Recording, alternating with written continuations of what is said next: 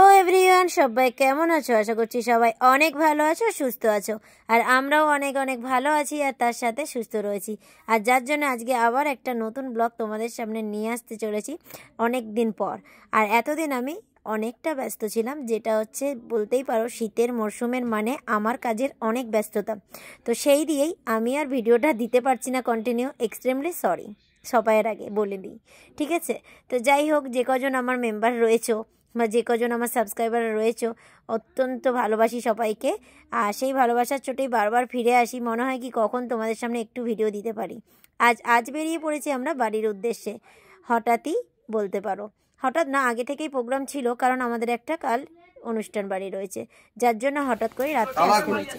আমরা একদম রেডি। আর এদিকে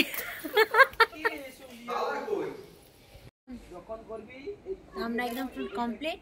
যদিও সকাল সকাল যাওয়ার কথা ছিল, সে জায়গায় বেলা 12টা। কি বলবে গেলে সেটাই দেখলে বুঝাও। কাকিমার কাছ থেকে আসি। আর বলছিলাম না যেটা, যে অনুষ্ঠান বাড়ি, হ্যাঁ এবার আসো সেই কথায়। কোথায় অনুষ্ঠান, কিসের জন্য, কি অনুষ্ঠানটা, কার বাড়ি, তাই না? এই অনুষ্ঠান বাড়িটা আমার কিন্তু কোনো রিলেটিভ না। আর রিলেটিভ না বলবো না, অত্যন্ত রিলেটিভ, বাট রিলেটিভ বলতে মানে আমার নিজের কেউ, দাদাভাইয়ের নিজের কেউ, এরকম কেউ না, কিন্তু নিজের থেকেও বেশি কিছু বলতে পারো। তো আমার পরিচয় কিন্তু ইউটিউবের মাধ্যমে এই সঞ্চিতার সাথে। কিন্তু সেই ইউটিউবের ইউটিউব এমন একটা কিছু জীবনে দিয়েছে, ইউটিউব হয়তো আমায় কিছু দেয়নি সেটা ঠিক কথা, কিন্তু কিছু বন্ধুত্ব, কিছু ভালোবাসা এতটাই দিয়েছে না, ওই নিয়েই আমি খুশি। জানি ইউটিউব থেকে আমি সাকসেস হইনি, ইউটিউব থেকে আমি সাকসেস হতে পারিনি, সেরকম একটা ব্যাপার। সেখান থেকে পেমেন্ট পাইনি, আমার সাবস্ক্রাইবার বেশি না, ভিউজ বেশি না, তার মধ্যেও আমি কিন্তু এই ভালোবাসাগুলো পেয়ে অত্যন্ত ধন্য। এই যে শীতলা মা, আর এদিকে কার্তিক, মানে জোড়া কার্তিক, এদিকে এসেছে মানে লক্ষ্মীনারায়ণ, মানে যাই হোক সব রকম দেবতারা এখানে এসেছেন, ওনাদের মানে সঞ্চিতার বাড়িতে আনা হয়েছে ওর ছেলের মানে মানসিক হিসাবে। আর এটা আমাদের গ্রামে প্রায় বাড়িতেই দেখতে পাবে যে অন্নপ্রাশন মানেই এটা হচ্ছে সঞ্চিতার ছেলের অন্নপ্রাশনে আমাদের আসা। তো সেই অন্নপ্রাশনে ওর কোনো মানসিক থাকে, মানে এরকমই হয় আমাদের গ্রামে, মানসিক থাকে, সেইটা শোধ করতে ওর অন্নপ্রাশনে ঠাকুর দেবতা নিয়ে আসা হয়, সেটা পুজো করে সেই মায়ের অন্নপ্রসাদ এগুলোই খাওয়ানো হয়। তো যাই হোক, আজকে ছিল সঞ্চিতার ছেলের জন্মদিন। ও অনেক বড় হোক, ও অনেক কী বলবো আগে এগিয়ে যাক, এরকম একটা আশীর্বাদ করি। তো ওকে নিয়ে বেশ ভালোই দিন কেটেছে ওই দিন। আর তার সাথে আমাদের সাথে কণিকা অ্যাটেন্ড করেছিল ওখানে। আর কণিকার সূত্রেই কিন্তু ওর সাথে আমার আলাপ হয়েছে, কেননা প্রথম আমি গেছিলাম কণিকার বাড়ি ওর সাথে দেখা করতে। তো যাই হোক, সেই থেকেই সেই সূত্রে আলাপ এক এক করে। আর সেই সূত্রটা এতটা জটিলতা বেঁধে রেখেছে সম্পর্কটাকে, এটাই সব থেকে ভালো লাগে, যে কিছু নেই যার সাথে সেই সম্পর্কটা।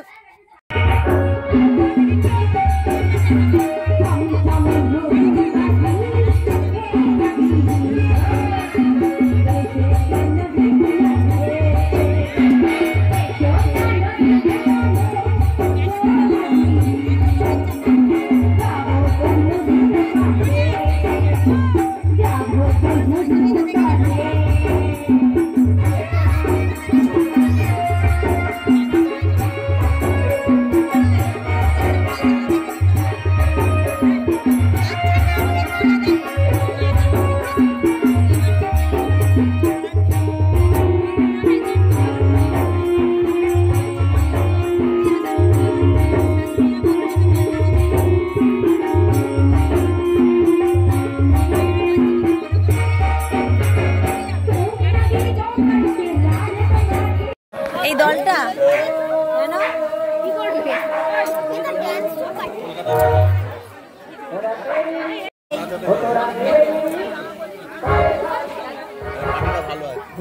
আমরা এখন কীর্তন শুনতে শুনতে হঠাৎ চলে এসেছি খাবার খেতে। আর কেননা আমাদেরকে আজকেই কলকাতা ফিরতে হবে, এরকম একটা উদ্দেশ্যে আমাদেরকে তাড়াতাড়ি খাবার খেয়ে যেতে হবে। ঈশানী দেখো মাথা নাড়ছে, দেখেছো যেই পাতা দিয়ে দিয়েছে। হ্যাঁ, তোমরা সবাই ভাববে আমরা নিচে কেন খেতে বসেছি, তাই না? এখানে আমাদের মায়ের অন্নপ্রসাদ চাইলেও চেয়ার টেবিলে বসে খাওয়াতে পারে না। মায়ের অন্নপ্রসাদ আমাদেরকে নিচে মাটিতে বসেই খেতে হবে।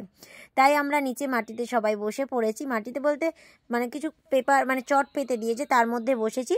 আর এখানে আমাদের এই শালপাতায় খাওয়াটা এত ভালো লাগে, মানে সচরাচর এই শালপাতায় খাওয়া প্রায় উঠেই গেছে। আগে তো এই শালপাতা, পদ্মপাতা এগুলোতেই খাওয়া ছিল আমাদের মেদিনীপুরের পুরো টোটাল কালচার, কিন্তু এখন আর সেভাবে শালপাতা পাওয়া যায় না, সেভাবে আর খাওয়াও হয় না। তো যাই হোক, সবাই খুব খুশি খেতে বসে মায়ের অন্নপ্রসাদ খাচ্ছে, আর সবাই গুণগান একের পর এক গাইছে। প্রথমেই পাঁপড় দিয়ে গেছে, সেটা নিয়ে সবাই ফিডব্যাক দিচ্ছে, টেস্ট করছে। এই দেখেছো ঈশানীর ফিডব্যাকটা দেখো, একদম থাম্বা দেখিয়ে দিচ্ছে, ঠিক আছে। তো যাই হোক, তারপর চলে এসেছে পোলাও। একে একে প্রত্যেকটা খাবার খুব টেস্টি হয়েছিল, মায়ের প্রসাদ বলে কথা। এদিকে দাদাভাই চিপস নিয়ে একটুখানি ইয়ার্কি মেরে নিল, ঠিক আছে, যেহেতু লাভ সেটাকে একটু ভাতের মধ্যে বসিয়ে নিয়েছে, বসিয়ে ঘুরিয়ে ঘুরিয়ে দেখাচ্ছিল।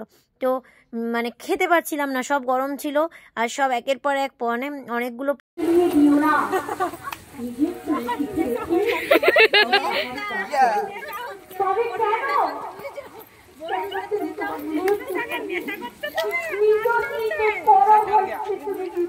এদিকে ঈশানী আর আমার বরের তো খুনসুটি একদম ভরে গেছিলো রাস্তায় বেরিয়ে। তো এবার আমরা বাড়ি ফেরার মানে পথে সঞ্চিতা বারবার বলছে, দিদিভাই খুব খারাপ লাগছে, দিদিভাই তোমরা ঠিক করে খেয়েছো তো, ঠিক করে করেছো। আর বলো, যার বাড়িতে অনুষ্ঠান হয় তার কিন্তু একজনকে টাইম দেবে একদম মানে ঘন হয়ে, সেইভাবে সম্ভব হয় না, তাই না? তো আমরা বললাম আমরা নিজেদের মতন ঠিক খাওয়া দাওয়া সেরে নিয়েছি, তোমাকে এত টেনশনই নিতে হবে না, সেটাই ওকে বারবার বলছিলাম। তো যাই হোক, এখন কণিকাও চলে যাবে বাড়ি, ওর শ্বশুরমশাই এসে গেছে, তাই ওর শ্বশুরমশাই ওকে নিয়ে বাড়ি চলে যাবে। আর এদিকে আমরাও রওনা দেবো, তাই অনেকক্ষণ ওর শ্বশুরমশাই আসছিল না বলে আমরা অনেকক্ষণ অপেক্ষা করছিলাম একসাথে বেরিয়ে যাবো বলে। ওকে টাটা করে দিলাম আর আমরাও রওনা দিলাম। পেছনে দেখো বুধা, ভাই আর বাবু রয়েছে একটা বাইকে, আর আমি আর দাদা ভাই একটা বাইকে। তো আমরা সবাই মিলে রওনা দিয়েছি। দাদা এনেছিল একটা রাস্তা দিয়ে, নিয়ে যাচ্ছে অন্য রাস্তা দিয়ে। রাস্তাটার চেহারা দেখো, লাল মাটি দিয়ে কোন রাস্তা করেছে, আর সেটা অনেক ঢাল উঁচুতে উঠতে হচ্ছে, ঠিক আছে, ওঠার সময়। তাই ওদেরকে দাদাভাই বলছে নেমে আসতে, তা ও বুধা একদম পাকা ড্রাইভার হয়ে উঠছে। তো চলো সবাই ভালো থাকো, সুস্থ থাকো।